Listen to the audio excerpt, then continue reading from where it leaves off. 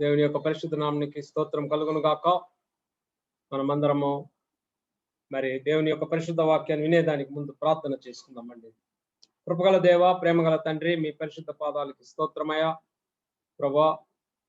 ఈ యొక్క మధ్యాహ్న సమయంలో మీ బిడ్డలమైన మేమందరం చేరి మీ పరిశుద్ధ వాక్యాన్ని వినటానికి మీరు మాకు అనుగ్రహించిన ఈ యొక్క గొప్ప సమయం కొరకు స్తోత్రాలు తండ్రి. నాయనా, నేను ఇప్పుడు మీ పరిశుద్ధ వాక్యాన్ని బిడ్డలకు తెలియపరుచుండగా మీ పరిశుద్ధాత్మ నడుపుదలతో నేను నడిచేటట్టు, దాని ప్రకారం మీ పరిశుద్ధ వాక్యాన్ని పంచేటట్టు బిడ్డల యొక్క హృదయాలతో మీరు మాట్లాడండి నాయన. నాతో మాట్లాడండి, నాతో శక్తినివ్వండి. బిడ్డలకి కావలసినటువంటి ఆ యొక్క ఆత్మీయమైనటువంటి ఆశీర్వాదాలు ఇద్దరం అనుగ్రహించండి నాయన. ప్రతి బిడ్డపై మీ కృప కనికరం ఉంచి బిడ్డలు ఆశీర్వదింపబడి వాక్యాల ద్వారా, ఈ యొక్క నడిపింపు ద్వారా, ఈ మినిస్ట్రీ ద్వారా రాబోయే దినాలలో యేసయ్యను మహిమపరిచే బిడ్డలుగా ఉండేటట్టు తీర్చిదిద్దాలని, ప్రభు యొక్క కృప వారికి తోడుగా ఉండాలని ప్రభు యేసు యొక్క పరిశుద్ధ నామంలో వేడుకొంచున్నాను తండ్రి, ఆమేన్. ప్రియమైన దేవుని బిడ్డలారా, ఈ మధ్యాహ్న సమయంలో మనము కొన్ని దేవుని యొక్క విషయాలు మాట్లాడుకుందాం. మనము ఈ మధ్యాహ్న సమయంలో దేవుని విషయాలు మనము ఇక్కడేదో వచ్చింది, రైట్. ఈరోజు నేను మాట్లాడేటువంటి విషయాలు ఏమిటి అని అంటే, మరి అనేక పర్యాయాలు మనము దేవుని యొక్క ప్రేమ గురించి, మరి దేవుని యొక్క రక్షణ గురించి, వీటన్నిటి గురించి విన్నాము. అయితే ఈరోజు మధ్యాహ్న సమయంలో నేను దేవునికి కోపం ఎందుకు వస్తుంది, దేవుని యొక్క ఉగ్రత ఎందుకు కలుగుతుంది, ఆ యొక్క ఉగ్రత పోవాలంటే మనం ఏం చేయాలి, what a believer should do to get rid of the anger of the God. దేవునికి కోపం వస్తుంది ఖచ్చితంగా. పాత నిబంధనలో ఉన్నది, కొత్త నిబంధనలో కూడా అనేక చోట్ల ఉన్నాయి. మరి దేవునికి కోపం ఉన్నది కదా. అందుకే కదా అననీయ సఫీరాని మరి ఆ యొక్క అపోస్తుల కార్యంలో వారిద్దరిని మరి దేవుడు వారిద్దరికి పనిష్మెంట్ ఇచ్చాడు కదా. మరి పాత నిబంధనలో కూడా అనేక చోట్ల ఉన్నాయి. కొన్ని చూడండి, దేవునికి నిజంగా కోపం ఉన్నది. ఎందుకంటే చూడండి, జకర్యా 7వ అధ్యాయము 12వ వచనం నేను చదువుతాను. జకర్యా 7:12. ధర్మశాస్త్రమును పూర్వీకులైన ప్రవక్తల ద్వారా సైన్యములకు అధిపతి యెహోవా తన ఆత్మ ప్రేరేపణ చేసి తెలియజేసిన మాటలను తాము వినకుండా ఉన్నట్లు హృదయములను గురువిందమోలే కఠినపరుచుకునేది కనుక సైన్యములకు అధిపతి యెహోవా యొద్ద నుండి మహోగ్రత వారికి మీదికి వచ్చాను. అంటే దేవుని యొక్క ఉగ్రత ఉన్నది, దేవునికి కోపం ఉన్నదని మనము ఈరోజు మధ్యాహ్న సమయంలో తెలుసుకోవాలి. దేవునికి కోపిష్టి, ఆయన కోపము ఉన్నది. ఆయన కోపము కలిగిన వ్యక్తి కూడా, మహోగ్రత తెచ్చేటువంటి వ్యక్తి కూడా ప్రకటన గ్రంథంలో కూడా ఉన్నది ఆయన ఉగ్రత దినము గురించి. కాబట్టి ఆయనకు ఉగ్రత ఎందుకు వస్తుంది అనేది మొట్టమొదట క్రైస్తవులైనటువంటి మనము, ఆయన కోపం ఎందుకు వస్తుంది, ఆయన ఉగ్రత ఎందుకు బయటపడుతుంది అనేది క్రైస్తవులైనటువంటి మనము తెలుసుకోవాలి. ఆ కోపము కానీ ఆయన యొక్క ఉగ్రత ఎందుకు వస్తుందో మనం తెలుసుకొని దానికి మనము సరి అయిన రీతిలో అవి రాకుండా మనము జీవించాలి. అదే క్రైస్తవుని యొక్క మరి జీవన యొక్క శైలి. మరి మధ్యాహ్న సమయంలో దేవునికి ఎందుకు కోపం వస్తుంది?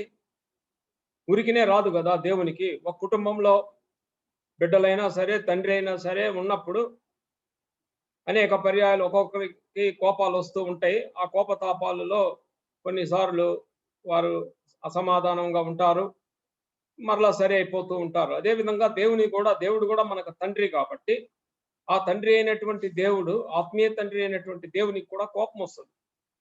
కోపం వచ్చినప్పుడు ఒక్కోసారి ఉగ్రత కూడా వస్తుంది. దాని ద్వారా ఆయన యొక్క ఉగ్రతను కూడా రుచి చూడాల్సి వస్తుంది. అటువంటి ఉగ్రతలు పాత నిబంధనలో అనేకమైనవి చూశాం. అదే విధంగా అననీయ సఫీరా జీవితాల్లో చూశాం. మరి రాబోయే దినాలలో కూడా అటువంటి ఉగ్రతలు బయటపడతాయని మనము తెలుసుకోవాలి. ప్రియమైన బిడ్డలారా, దేవునికి కోపం ఎందుకు వస్తుంది అని అంటే, మొట్టమొదటిది ఆయన ఆజ్ఞల్ని, ఆయన కట్టడలను నువ్వు గైకొననప్పుడు, when you disobey the God's commandments, దేవుని యొక్క ఆజ్ఞల్ని నీవు గైకొననప్పుడు, ఇట్స్ వెరీ ఇంపార్టెంట్. మనము ఎప్పుడైతే దేవుని యొక్క ఆజ్ఞల్ని గైకొనమో, ఆ ఆజ్ఞల్ని గైకొనని అప్పుడు దేవునికి కోపము ఖచ్చితంగా వస్తుంది. చూడండి ప్రియమైన బిడ్డలారా, యెహోషువ 7వ అధ్యాయము 1-2 చదువుదాం. యెహోషువ 7:1-2లో మనం కొన్ని విషయాలు అక్కడ చదువుకుందాం. యెహోషువ 7:1-2 అక్కడ ఏం రాయబడిందో మనము చూసి దాని ప్రకారం మనం ఇప్పుడు చూద్దాం. 7:1-2 నేను చదువుతాను, వినండి. శపితమైన దాని విషయంలో ఇశ్రాయేలీయులు తిరుగుబాటు చేసిరి. ఎట్లనగా యూదా గోత్రంలో జరహు ముని మనముడును, జబ్ది మనముడును, కర్మి కుమారును అయిన ఆకాను శపితము చేయబడిన దానిలో కొంత తీసుకున్న గనుక యెహోవా ఇశ్రాయేలీయుల మీద కోపగించెను. ప్రియమైన దేవుని బిడ్డలారా, ఇక్కడ ఆకాను తప్పు చేశాడు. ఈ ఆకాను చేసినటువంటి తప్పు ఏంటంటే దేవుని యొక్క కట్టడకి లోబడకుండా ఉండటము. దేవుడు ఏమని చెప్పాడంటే, ఎరికోకు పోయిన తర్వాత ఆ ఎరికో పట్టణంలో ఉండేటువంటి దానిని సమస్తమును శపింపబడినది. అది శపింపబడినది కాబట్టి దానిలో మీరు దేనిని తీసుకొని రాకూడదు. వాటినన్నిటిని కాల్చివేయాలి.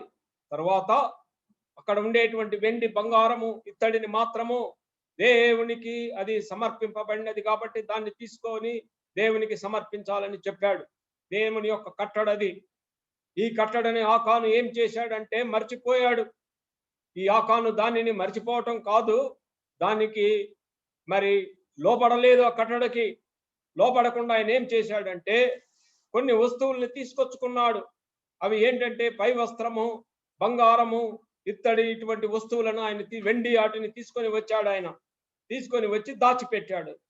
దేవుని యొక్క కట్టడ ఏమని చెప్తుంది అనంటే, సమస్తము శపింపబడినది. శపింపబడిన దానిని నువ్వు తీసుకొని రాకూడదు. నీ ఇంటికి తీసుకొని రాకూడదు. వాటిని నాశనం చేయాలని చెప్పిన ఆ దేవుని యొక్క ఆజ్ఞని ఆకాను ఏం చేశాడంటే మరిచిపోయాడు, కానీ లేకపోతే లోపడలేదు. అటువంటి సమయంలో దేవుని యొక్క ఉగ్రత, దేవుని యొక్క కోపము ఇశ్రాయేలీయుల మీదకి వచ్చింది. చేసినది తప్పు ఆకాను, గాని ఆయన యొక్క కోపం ఇశ్రాయేలీయులందరి మీదకి వచ్చింది. ఆయన కోపము లేకపోతే ఆయన పాపము వలన వచ్చినటువంటి నష్టాలు ఏంటో చూడండి. ఆయన చేసిన పాపం వలన వచ్చిన నష్టాలు మొట్టమొదట ఏంటి అనంటే, అనేకమైనటువంటి ఆ యొక్క ఇశ్రాయేలీయులు చచ్చిపోయారు. చూడండి ప్రియమైన దేవుని బిడ్డలారా, మొట్టమొదట మనకి 7:5 చూడండి. 7:5లో మనం చూద్దాం అక్కడ ఏం జరుగుతుందో. అక్కడ ఏమైందంటే, అప్పుడు వారిలో 36 మనుషులను హతము చేశారు. ఎవరనంటే ఇశ్రాయేలీయులు. ఈ ఇశ్రాయేలీయులు ఏమయ్యారంటే అక్కడ నుంచి హాయి అనేటువంటి ఆ యొక్క పట్టణంకి వెళ్ళాలనుకున్నారు. అక్కడికి వెళ్ళి దాన్ని పట్టుకోవాలనుకున్నారు హాయిని. అయితే హాయిని చూచి వచ్చిన తర్వాత ఎంతో మంది అవసరం లేదు, కొద్ది మంది చాలు. కొద్ది మంది పోయి అక్కడ మనం హాయిని పట్టుకుందాము అని అనుకున్న సమయంలో వెళ్ళిన తర్వాత అక్కడ ఏమవుతుంది అనంటే, బహు భయంకరమైనటువంటి రీతిలో హాయి ప్రజలు ఇశ్రాయేలీయులను మరి తరుముతారు. హాయి ప్రజలు ఇశ్రాయేలీయులను చంపేస్తారు. కాబట్టి ఆకాను చేసినటువంటి పాపము వలన కొంతమంది ఇశ్రాయేలీయుల యొక్క ప్రాణము పోయింది. ఆకాను చేసిన పాపము వలన ఇశ్రాయేలీయులు అనేక మంది మరణించారు. ఇది ఏంటి? దేవుని కోపము. ఇది ఏంటి? దేవుని ఉగ్రత. ఎందుకు? తన యొక్క కట్టడలను, ఆజ్ఞలను పాటించనందుకు. రెండవదిగా వచ్చినటువంటి ఆ యొక్క పాపం వలన వచ్చినటువంటిది ఏంటి అనంటే, ఇశ్రాయేలీయులందరూ బహు భయపడ్డారు. చూడండి ప్రియమైన బిడ్డలారా, 7:5లోనే ఇంకా మరలా మనం చూస్తే, కిందకి చూస్తే చూడండి. కాబట్టి జనుల గుండెలు కరిగి నీరైపోయాను. భయపడ్డారు వాళ్ళు. అయ్యో, మనము హాయి ప్రజల దగ్గర తరిమివేయబడ్డామే. అయ్యో, మనం హాయి ప్రజలు మనల్ని చంపేశారే. మనం హాయి ప్రజలనే చేయలేకపోయామే. ఏమి ఈ యొక్క ఎరికోలో మనం ఏమి చేస్తాము, ఆ యొక్క కనాన్లో మనం మిగిలిన వారిని ఏం చేస్తాం అనేటువంటి భయము వాళ్ళకి వచ్చింది. ఇది రెండవది. ఇశ్రాయేలీల యొక్క జనాలలో గుండెలలో భయము వచ్చినది. మూడవదిగా వాళ్ళకి జరిగినటువంటి ఏంటి అని అంటే, యెహోషువ దేవుణ్ణి ప్రశ్నించాడు. The God's servant Joshua questioned the God. చూడండి ప్రియమైనటువంటి దేవుని బిడ్డలారా, 7:7 నేను చదువుతాను. అయ్యో ప్రభువా, యెహోవా మమ్మను నశింపజేయనట్లు అమోరీయుల చేతికి మమ్మల్ని అప్పగించుటకు ఈ జనులను యోర్దాను ఎందుకు దాటించితివి అని అడుగుతున్నాడు. దేవుణ్ణే ప్రశ్నించాడు యెహోషువ. These are all the mistakes, these are all the problems the Israelites faced when they have disobeyed the God's commandments. When the God's anger came on them, వారి మీద దేవుని కోపాగ్ని ఉగ్రత వచ్చినప్పుడు జరిగినటువంటి ఈ యొక్క ఇవి. నాలుగవదిగా ఆకాను ఆయన కుటుంబం అంతా నశింపబడినది. చూడండి ఆఖరి వచనం 7వ దాంట్లో అక్కడ మనం చూస్తాం. అప్పుడు యెహోషువ, నీవేళ మమ్మను బాధపరిచితివి, నేడు యెహోవా నిన్ను బాధపరచు ననగా ఇశ్రాయేలు వారిని రాళ్లతో కొట్టిరి. ఆ కొట్టిన తర్వాత అగ్ని చేత వాళ్ళని కాల్చివేశారు. ఆకాను కుటుంబం మొత్తం నాశనం అయిపోయింది. నా ప్రియమైన బిడ్డలారా, దేవుని యొక్క కోపాగ్ని సామాన్యమైనటువంటిది కాదని ఈ మధ్యాహ్న సమయంలో మీరు గుర్తుంచుకోండి. దేవుని యొక్క కోపాగ్ని ఎందుకు వస్తుంది అనంటే, దేవునికి లోబడని ప్రజలు ఉన్నప్పుడు, దేవుని యొక్క కట్టడలకు లోబడని వారు ఉన్నప్పుడు తిరిగి వారు లోబడ్డారు. లోబడిన తర్వాత ఏమైందో తెలుసా వారికి?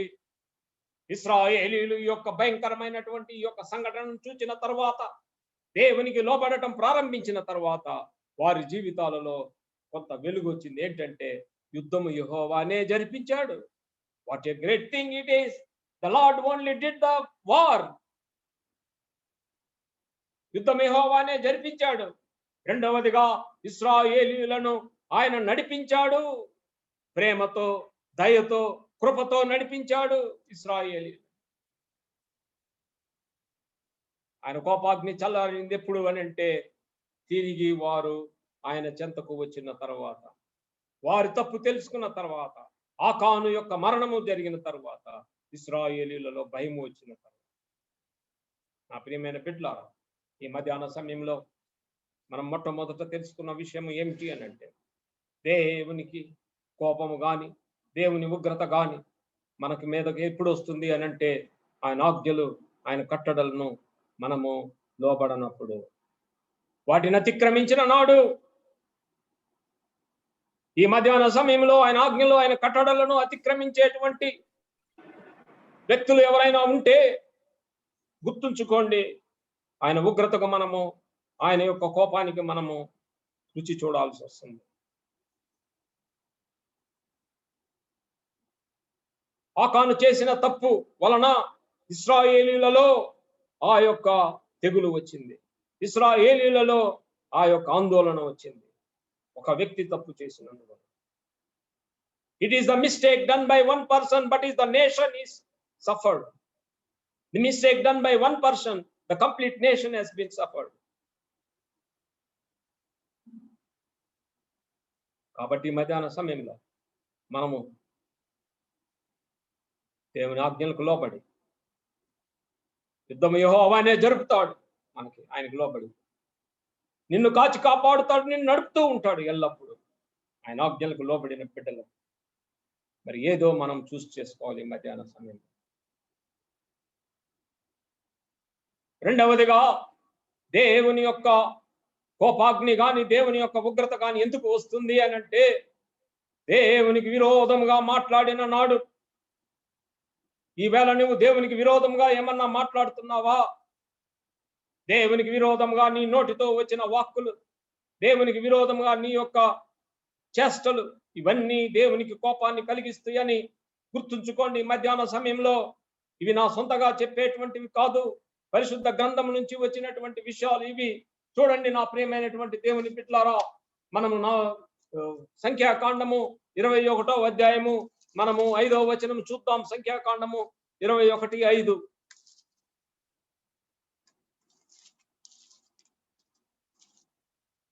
చూద్దాను, వినండి. 21:5. ఈ అరణ్యంలో చచ్చుటకు ఐగుప్తులో నుండి మీరు మమ్మును ఎందుకు రప్పించితిరి?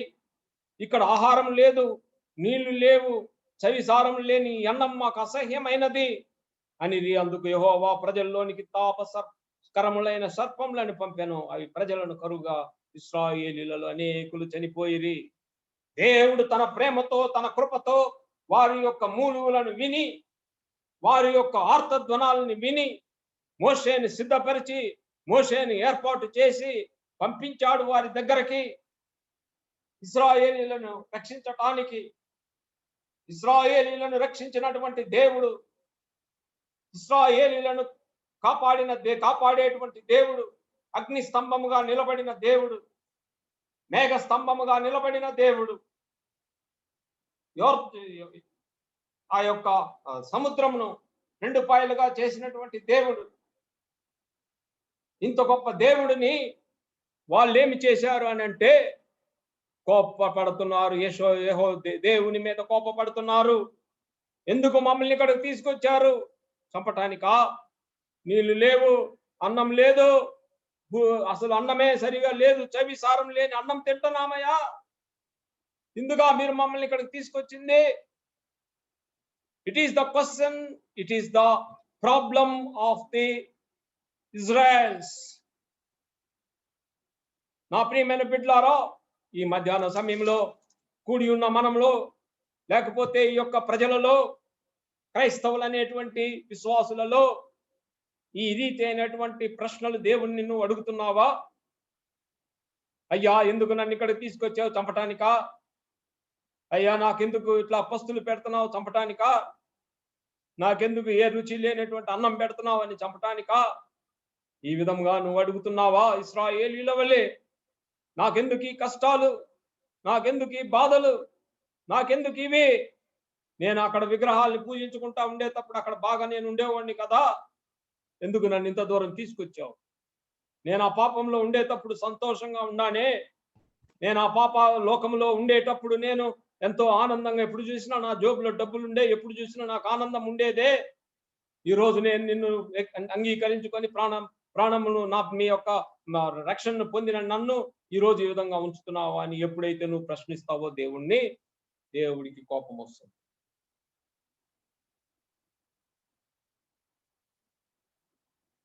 ఇశ్రాయేలీయుల మీద కోపం వచ్చిన దేవుడు ఊరుకోలో సర్పాలని పంపించాడు.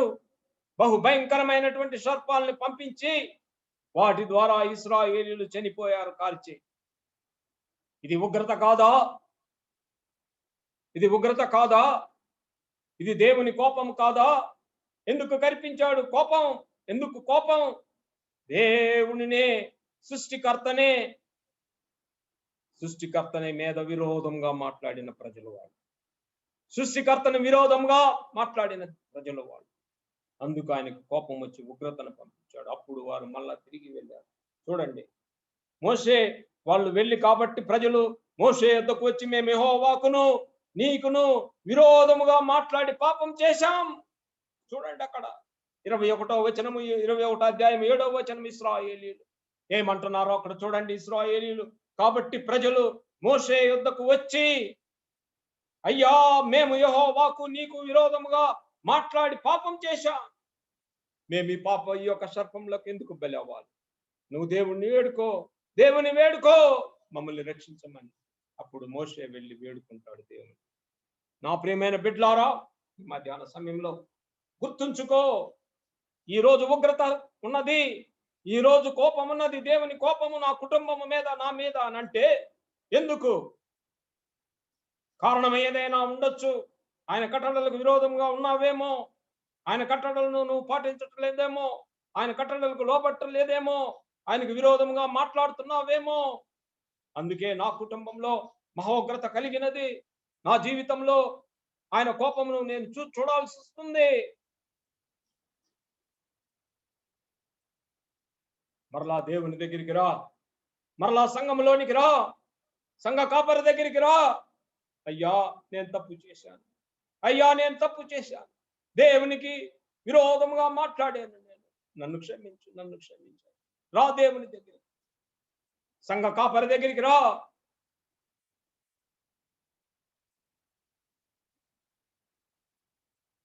ఆ ఉగ్రత నుంచి నువ్వు బయటపడతావు. ఎప్పుడైతే ఈ విధమైనటువంటి జీవితము ఇశ్రాయేలీయులు చేశారో, తమ జీవితాలలో రిపెంటెన్స్, తన జీవితాల్లో acceptance of their mistake, of their sin. Mistake అనకూడదు, ఇట్ ఈస్ ద సిన్, పాపము. వెంటనే దేవుడు తన యొక్క శక్తితో ఆ ఉగ్రత నుంచి బిడ్డలని కాపాడాడు. ఈ మధ్యాహ్న సమయంలో దేవుని యొక్క ఉగ్రత నుంచి నువ్వు కాపాడబడాలి అని అంటే, ఆ ఉగ్రత ఏ రూపం ఉన్నదో నేను చెప్పను, నాకు చెప్పడానికి ఇష్టం లేదు. ఆ ఉగ్రత ఎందుకు వచ్చిందో నువ్వు తెలుసుకుంటే చాలు. నాకు తెలుసుకొని దాని యొక్క ఆ యొక్క అనుగుణంగా నువ్వు జీవిస్తే చాలు. నా కుటుంబంలో గాని, నీ కుటుంబంలో గాని దేవునికి విరోధముగా మాట్లాడిన మనము దేవుని యొక్క కోపాన్ని చూస్తామని పరిశుద్ధ వాక్యం ఈ మధ్యాహ్న సమయంలో మనల్ని హెచ్చరిస్తున్నది. నా ప్రియమైన బిడ్డలారా, నేను మీకు 2 విషయాలు చెప్పాను ఈ మధ్యాహ్న సమయంలో. మొట్టమొదటిది, దేవుడికి కోపాగ్ని ఎందుకు వస్తుంది అని అంటే, ఆయన యొక్క కట్టడలకి నువ్వు లోబడనప్పుడు. రెండవది, ఆయనకి విరోధముగా మాట్లాడు. మూడవది, విగ్రహారాధన చేసేటప్పుడు. చూడండి ప్రియమైన దేవుని బిడ్డలారా, మనము విగ్రహారాధన అనేటువంటిది గురించి కొన్ని మాట్లాడదాం. ద్వితీయోపదేశ కాండము 5, 8, 9. ద్వితీయోపదేశ కాండము 5, 8, 9.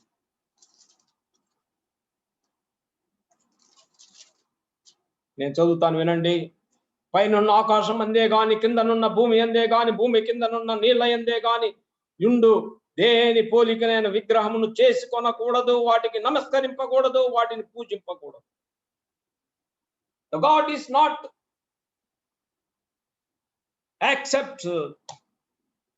will not accept the idolatry. దేవుడు ఎప్పుడు విగ్రహాలను పూజించితే ఊరుకోడు. అసలు దేవుడు అంటే ఏంటి, విగ్రహం అంటే ఏంటి మీకు తెలవాలి కదా. అనేక మంది క్రైస్తవులకి ఈ 2 తెలియదు. దేవుడు అంటే ఏంటి, విగ్రహం అంటే తెలియదు. దేవుడు అంటే ఎవరు అని అంటే, సృష్టికర్త. Is the creator. దేవుడు ఒక సృష్టికర్త. దేవుని యొక్క ఇష్టం ఏంటో తెలుసా? ఎప్పుడు మానవులైనటువంటి మనము ఆయన గురించి తెలుసుకోవాలని ఎప్పుడు ఆశ కలిగి ఉంటాడు. ఆయన తెలుసుకుంటున్నావా? ఆయన గురించి తెలుసుకుంటున్నామా? క్రైస్తవులైన మనము దేవుడంటే ఏంటో తెలుసుకుంటున్నామా? దేవుణ్ణి ఊరిక మన యొక్క సొంత పనుల కొరకు ఉపయోగించుకుంటున్నామంతే ఈ రోజులలో. మరి ఉగ్రత రాదా? దేవుడంటే ఏంటంటే నాకు మంచి ఆరోగ్యమి. దేవుడంటే ఏంటంటే నాకు మంచి డబ్బులు. దేవుడంటే ఏంటంటే నాకు మంచి ఇల్లు. దేవుడంటే ఏంటంటే నా బిడ్డను కాపాడు. దేవుడంటే ఏంటంటే నా బిడ్డకి వివాహం చేయి. దేవుడంటే ఏంటంటే నా బిడ్డల్ని కాపాడు. ఇదే దేవుడంటే. ఇంకా వేరే ఏం లేదా దేవుడంటే? నా ప్రియమైన బిడ్డలారా, దేవుడంటే సృష్టికర్త. దేవుడంటే నీవు ఆయన గురించి ఎల్లప్పుడూ తెలుసుకోవాలని ఆశపడేటువంటి ఆయన. మనం తెలుసుకోవట్లా, ఊరికి ఆయనని మన సొంత పనుల కొరకు ఉపయోగించుకుంటున్నాం. మూడవదిగా, దేవుడు ఎప్పుడు అంట ఆయన యొక్క మిక్కిలి వాంఛ ఏంటి అని అంటే, ఆయన మీద ఆధారపడి ఉండాలి ప్రతి ఒక్క విశ్వాసి. ఆయన మీద ఆధారపడి ఆయన యొక్క ప్రేమను, ఆయన యొక్క కృపను, ఆయన యొక్క పరిశుద్ధతను, ఆయన యొక్క కనికరమును పొందుతూ పొందుతూ పొందుతూ ఉండాలని దేవుని యొక్క మిక్కిలి వాంఛ. ఇది ఎవరు చేసుకోవాలి? Are we doing that? This is the God's greatest desire. He is the God. దేవుడంటే ఆయనే. ఆయన గురించి తెలుసుకోవాలని ఆయన ఆశ కలిగాడు. ఆయన యొక్క శక్తి మీద ఆధారపడి నువ్వు ఆయన ప్రేమను, ఆయన కృపను, ఆయన కనికరమును, ఆయన పరిశుద్ధతను పొందాలని దేవుడు ఆశపడి ఉన్నాడు. అందుకే అంటున్నాడు కదా, ప్రయాసపడి భారం మోసుకుంటున్న జనులారా నా యొద్దకు రండి, యు కమ్ అంటు మీ. ఈవేళ వర్షిప్ మెసేజ్ లో కూడా ప్రవీణ్ చెప్పారు, యు కమ్ అంటు మీ అనేసి. మరి మనం వెళ్ళటం లేదు వాటి కోసం. మనం దేని కోసం వెళ్తున్నాము అని అంటే, మన సొంత పనుల కోసం, సొంత కార్యాల కోసం అంతే. ఇంకా లేకపోతే దేవుడు వద్దున్నాం. నా ప్రియమైన బిడ్డలారా, ఇటువంటి క్రైస్తవ జీవితమా? ఇటువంటి క్రైస్తవ జీవితం దేవునికి ఇష్టమైన జీవితమా? దేవుడంటే అది. నా ప్రియమైన దేవుని బిడ్డలారా, గుర్తుంచుకో, నీ శక్తికి దేవుని శక్తికి తేడా చాలా ఉంది. దేవుని శక్తి అంటే ఏంటో తెలుసా? ఈ రేపు ఏమి జరుగుతుందో, 5 సంవత్సరాల తర్వాత ఏమి జరుగుద్దో, 10 సంవత్సరాల తర్వాత ఏమి జరుగుద్దో అన్ని తెలిసిన వ్యక్తి ఆయన. This is the God's power. This is the God's power. ఈ రోజు రేపేం జరుగుద్ది, 5 సంవత్సరాల తర్వాత ఏం జరుగుద్ది, 10 సంవత్సరాల తర్వాత ఏమి జరుగుద్దో అన్ని తెలిసినటువంటి దేవుడు అంటే ఆయన. దేవుడు అంటే ఏంటో తెలుసా? ఈ లోకంలో జరగబోయేది ఏంటో అన్ని తెలిసిన వ్యక్తి. దేవుడు అంటే ఏంటో తెలుసా? నీ జీవితంలో రేపు ఏమి సంభవించుతో తెలిసిన వ్యక్తి ఆయన దేవుడు. Is the God. That is the power of God. నా జీవితంలో రేపు ఉదయం ఏమి జరుగుద్దో తెలిసిన వ్యక్తి ఎవరనంటే దేవుడే. ఈ లోకంలో ఒక్క మనిషిని చెప్పమను, రేపు నాకేమి జరుగుద్దో చెప్పమను, ఎవరు చెప్పలేరు. ఎందుకంటే వారు దేవుళ్ళు కాదు. బైబిల్లో ఉన్నాయి. It is very proof is there very clearly. It is the Christ himself. క్రీస్తు గురించి ముందే చెప్పాడు కొన్ని వందల సంవత్సరాలకు. మరి నీ గురించి చెప్పలేడా? నీ గురించి ఆయనకి తెలియదా? క్రీస్తు గురించి చెప్పిన గొప్ప వ్యక్తికి, గొప్ప శక్తిమంతునికి నీ గురించి తెలీదా? నువ్వు రూపింపబడక మునిపే ఆయన నిన్ను గుర్తెరిగాడు. నా ప్రియమైన బిడ్డలారా, that is the power of the God. He is the God. He is that God. He is none other than the Christ. క్రీస్తు తప్ప ఎవరు లేరు ఈ లోకంలో.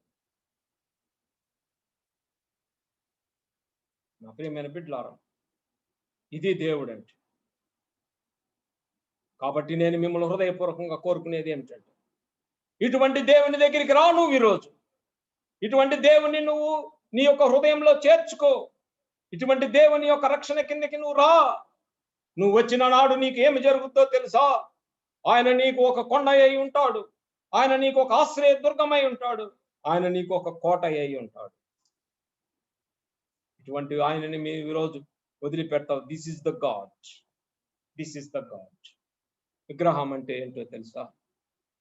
యూదా మత సంబంధమైన విషయాల్లో కానీ, క్రైస్తవ మత సంబంధమైన విషయాల్లో కానీ విగ్రహం అంటే ఏంటంటే, ఏదో ఒక దానిని తీసుకొచ్చి నువ్వు పెట్టి ఇది దేవుడని చెప్పి నిజమైన దేవుడిని వదిలేసి ఆ యొక్క చేసిన దానిని నువ్వు పూజిస్తావు, ఆరాధిస్తావు. చూడు, అది విగ్రహం. ఏదో దాన్ని తెచ్చి పెట్టుకుంటావు నీ ముందు. అవి ఏంటో నేను చెప్పను, ఎందుకంటే ఈ లోక ప్రజలకు అందరికీ తెలుసు. I don't want to explain about that. ఏదో దాన్ని తెచ్చుకుంటావు, తెచ్చుకొని పెట్టుకొని అది విగ్రహం అయిపోతుంది. అసలైన దేవుని వదిలేస్తాం. ఆ పెట్టుకున్న దానిని 24 గంటలు పూజించటం, 24 గంటలు ఆరాధించటం, దానికి చేయాల్సిన సమస్తమైన పనులు చేయటమే విగ్రహారాధన. Now you think, what is the Idol and what is the real God? ఆ విగ్రహానికి ఏం తెలుసు? ఆ విగ్రహానికి నీ జీవితం గురించి ఏమి తెలుసు? ఆ విగ్రహానికి ఈ యొక్క లోకం గురించి ఏమి తెలుసు? ఈ లోకానికి జరగబోయేటువంటి దాని గురించి ఆ విగ్రహానికి ఏమి తెలుసు? ఈ లోకము యొక్క సమస్తమును దాని గురించి తెలియదు కదా. చెప్పమన్నా చెప్పదు. నా ప్రభు అయితే మోకాళ్ళు వంగి ప్రార్థన చేస్తే ఆకాశము నుండి అగ్ని పంపించినటువంటి గొప్ప దేవుడు నా దేవుడు. Then who is the real God? అరిచారు, అగ్ని రాలేదు, ఏమి రాలేదు. ఎందుకంటే అది ఒక విగ్రహం. ఎంత చేసినా విగ్రహం ముందు ప్రయోజనం లేదు. నా ప్రియమైన బిడ్డలారా, అందుకే దేవుడు అంటాడు, నా ప్రియమైన బిడ్డలారా, నేను నిజమైన దేవుణ్ణి. నన్ను ఆరాధించండి, నన్ను ప్రార్థించండి, నన్ను పూజించండి. ఎందుకు వాటి జోలికి వెళ్తారు? వాటికి ఏమీ తెలియదయ్యా, వాటికి ఏమీ తెలియదు. అందుకే విగ్రహారాధన దేవుడు ఖండించాడు. నా ప్రియమైన బిడ్డలారా, ఈ లోకంలో నేను ప్రతి ఒక్కరికి నేను విగ్రహాలు ఆరాధించేటువంటి వారికి నేను చెప్పేటువంటి విషయం ఒకటే, ఏమిటి అని అంటే, నిజమైన దేవుని గుర్తెరగండి. ఈ విగ్రహాల గురించి నేను మాట్లాడుతున్నాను. నిజమైన దేవుడు ఎవరు అని అంటే, the Lord Jesus Christ. Why he is the real God? Because in the Bible we have the proof. మాకు పరిశుద్ధ గ్రంథంలో అనేకమైనటువంటి ఆధారాలు ఉన్నాయని, నిజమైన దేవుడని, ఆయన శక్తిని చూపించిన ఆ యొక్క గొప్ప దేవుడని మేము ఎన్నో ఆధారాలు మాకున్నాయి. మీరు ఒక్క ఆధారం చూపించండి విగ్రహాల గురించి. ఒక్క ఆధారం చూపించండి. నా ప్రియమైన బిడ్డలారా, ఈరోజు మధ్యాహ్న సమయంలో నిజమైన దేవుణ్ణి వైపు మనం వెళ్దాం. నిజమైన దేవుణ్ణి మీరందరూ ఈ మధ్యాహ్న సమయంలో మీ హృదయాల్లో పెట్టుకున్నారు. నిజమైన దేవుణ్ణి ఈరోజు మీరు అంగీకరించారు కాబట్టి దేవునికి వందనాలు. మీరు ఆశీర్వదింపబడతారు ఖచ్చితంగా. కాబట్టి 3 విషయాలు నేను మీ మధ్యలో పంచుకున్నాను. మొట్టమొదటిది, ఆయన ఆజ్ఞలకు, ఆయన కట్టడలకు లోబడండి. దేవుని యొక్క ప్రేమ మీ మీదకు వస్తుంది. రెండవది, ఆయనకు విరోధముగా మాట్లాడకండి. ఆయన ప్రేమను రుచి చూస్తారు. నా మూడవది, విగ్రహారాధనను వదిలి నిజమైన దేవుని గుర్తుంచుకోండి. ఆఖరిగా మనం చేయవలసినటువంటిది, దేవునికి కోపం రాకుండా చేయవలసినది ఏమిటంటే, ఆఖరిగా నేను చెప్పి పాయింట్ని ఐ విల్ క్లోజ్. ఆఖరిగా దేవునికి ఇష్టమైనటువంటి పని ఏమిటో తెలుసా? దేవుని యొక్క కోపాగ్ని చల్లార్చేటువంటి పని ఏమిటో తెలుసా? దేవుని యొక్క ఉగ్రత నుంచి బయటపడేటువంటి పని ఏమిటో తెలుసా? ఈ పరిశుద్ధ గ్రంథంలో లిఖింపబడినది ఏంటో తెలుసా? చూడండి, యోహాను సువార్త 3:16. యోహాను సువార్త 3:16.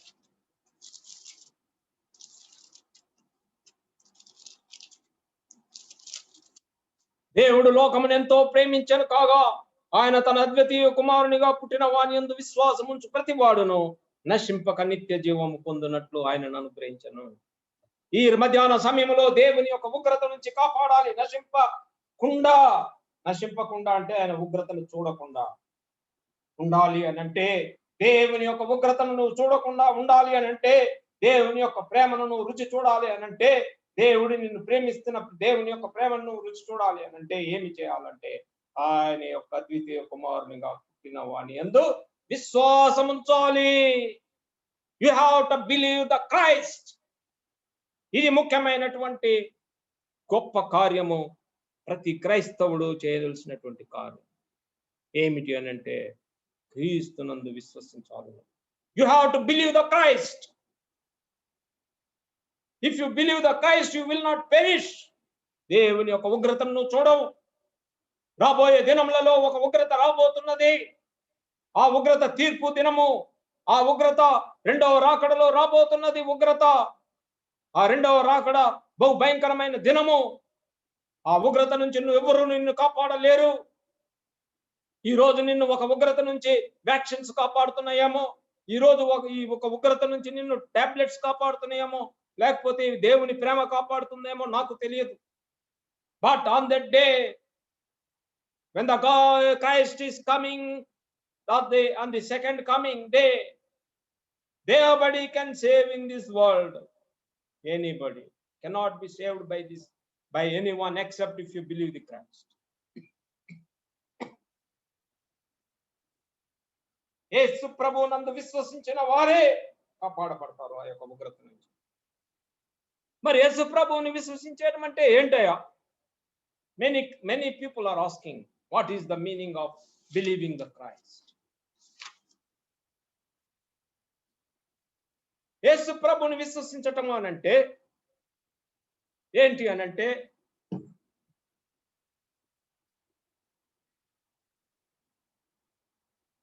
యేసు ప్రభు ఒక్కడే ఈ లోకములో పాపముల నుండి మనల్ని కాపాడుతాడు, రక్షిస్తాడు, పాపములను క్షమిస్తాడు, ఉగ్రత నుంచి కాపాడుతాడు, ఉగ్రత నుంచి రక్షిస్తాడు అని యేసు ప్రభు ఒక్కడే అవి చేయగలుగుతాడని నమ్మిక ఉంచి నిశ్చయిత కలిగించమే యేసు ప్రభుని నమ్మటము.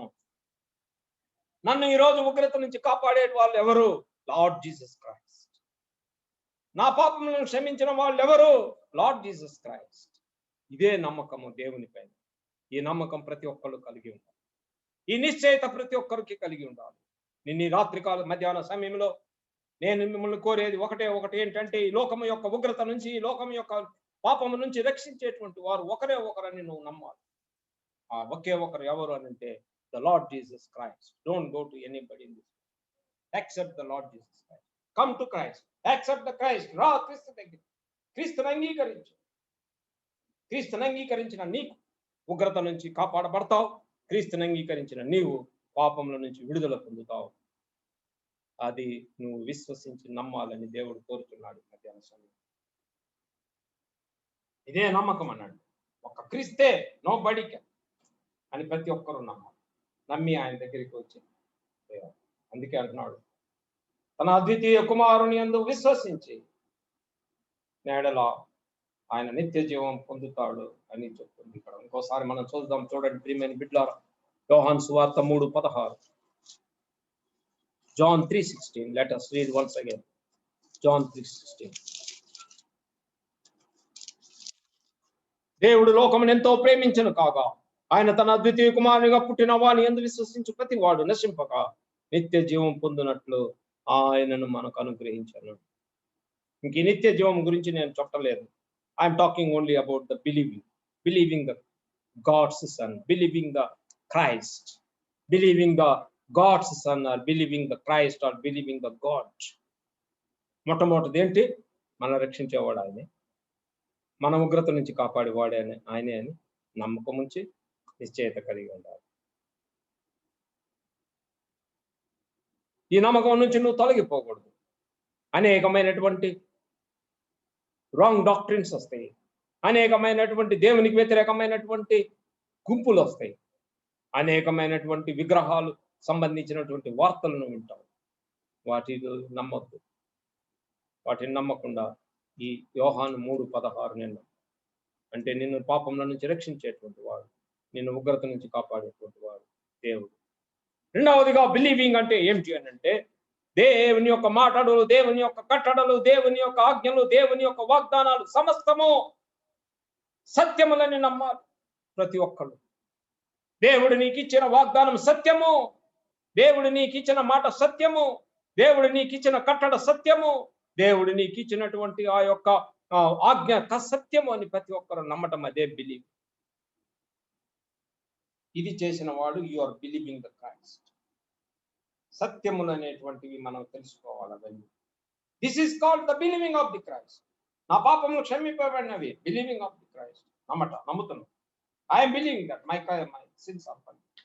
I am believing that I am not going to be any difficulties, any terrors of this world. The God will not allow me to go into the terrors of this world. Why? Because I am in the Christ. I believe it.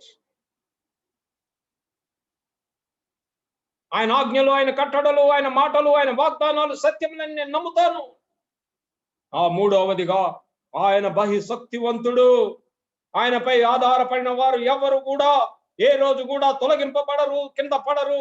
ఆయన శక్తి కింద ఉండేవారు ఎవరు కూడా ఏ రోజు కూడా నాశనం అవ్వరని తెలుసు. నమ్మో my dear Christian, my dear believer, believe it. ఆయన శక్తి మీద నువ్వు ఆధారపడిన నీవు ఏ రోజు కూడా పడిపోవు. ఆయన శక్తి మీద ఆధారపడిన నువ్వు ఏ రోజు కూడా కింద పడవు. నమ్ము, ఇది సత్యం. ఇది ఆయన ఆజ్ఞలు నమ్ము, సత్యములు. ఆయన కట్టడలు నమ్ము, సత్యములు. ఆయన యొక్క వాగ్దానాలు నమ్ము, సత్యములు. జనవరి 31 మేము వాగ్దానం ఇస్తే 3 రోజులు ఆ వాగ్దానాన్ని వింటారు, 3 రోజులు ఆ వాగ్దానాన్ని పెట్టుకుంటారు, 4వ రోజు నుంచి వదిలేస్తారు.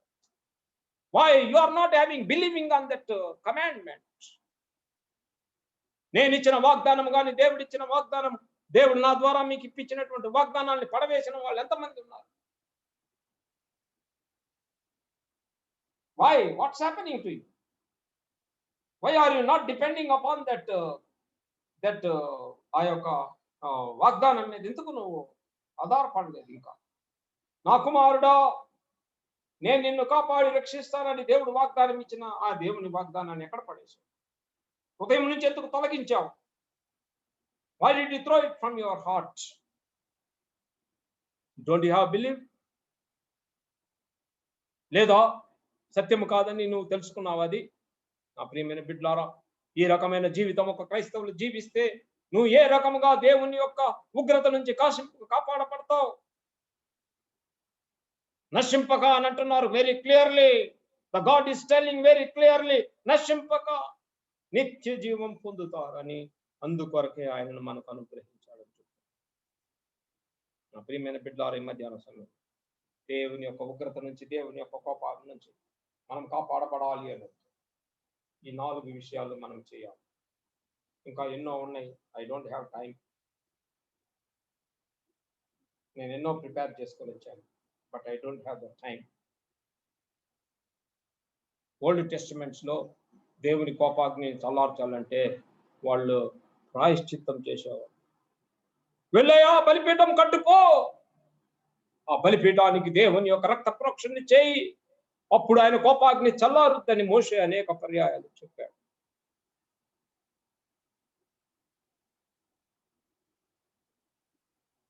ఇటువంటివి ఎన్నో ఉన్నాయి.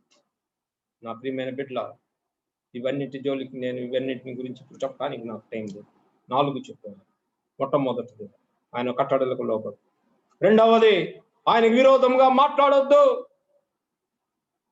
ఆయనకు విరోధంగా వచ్చిన ఆయుధం ఏది కూడా వర్ధిల్లదు. మూడవది విగ్రహారాధన నుంచి దూరంగా రా.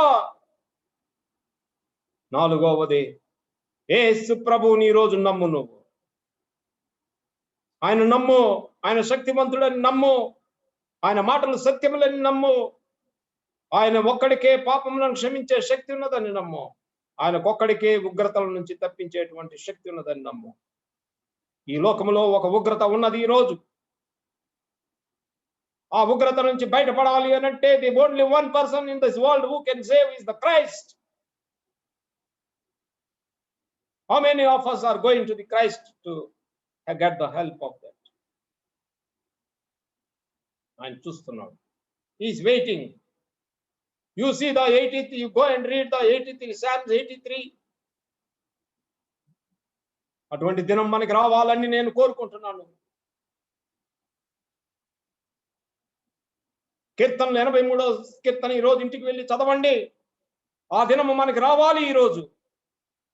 ఆ 83 కీర్తనలో ఉండేటువంటి దినం మనకి రావాలి ఈరోజు. ఆ దినం రావాలనంటే మనము దేవుని చెంతకు రావాలి. అందరూ రావాలి, ఈ లోక ప్రజలందరూ. దేవుడు ప్రతి ఒక్కరిని అడిగే ప్రశ్న ఇది. అందుకే మనల్ని అందరినీ నియమించాడు. అనేక మంది నశించిపోతున్నారు ఈ లోకంలో. వారిని అందరినీ కాపాడుకోవాలని దేవుడు మనల్ని నియమించాడు. మనం కాపాడుకుందాము వారిని. ఈ యొక్క ఉగ్రత నుంచి బయటపడదాం. దేవుని ప్రేమను రుచి చూద్దాం.